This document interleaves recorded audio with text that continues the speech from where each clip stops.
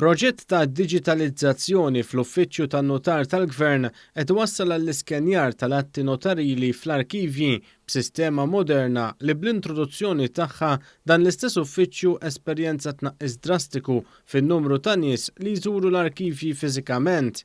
Waqt żjara li saret fl-arkivju notarili, il-Ministru għall-Ġustizzja Edward Zammit Lewis spjega kif dan l-uffiċċju jirċievi 140 talba kuljum għal kopja ta' kuntratt jew att ieħor.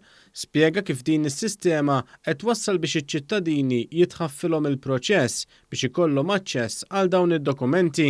Proġett iffinanzjat mill-Unjoni Ewropea biex in-nies mill-kumdità ta' darhom jinqdew tajjeb u jinqdew mingħajr ma jiġu fiżikament fil-post.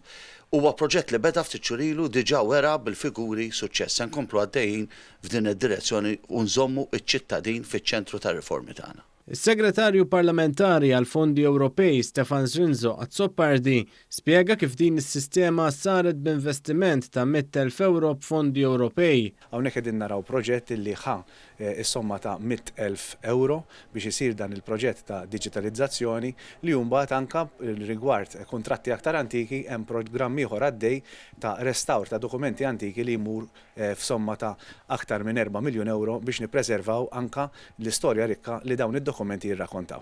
Is-Segretarju Permanenti Ewlieni Mario Kutajjar spjega kif din il-mewġa ta' digitalizzazzjoni qed tħalli effetti pożittivi fuq il-klijenti tas-servizz pubbliku fejn b'investimenti kbar fit-teknoloġija qed isir titjib kontinwu fis-servizz.